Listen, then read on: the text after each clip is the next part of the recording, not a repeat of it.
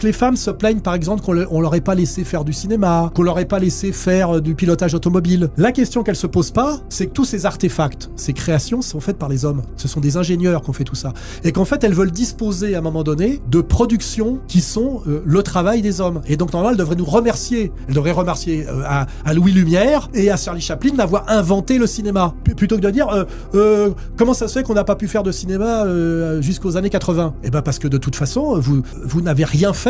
Vous n'avez fait que profiter tardivement de choses qui ont été entièrement pensées par des hommes. Alors après, elles vont peut-être dire, oui, mais parce que nous, on nous a empêchés de penser. Je veux dire, les Noirs dans les champs de coton, on les empêchait de beaucoup de choses. Ils ont inventé le blues et le jazz. Tu vois ce que je veux dire?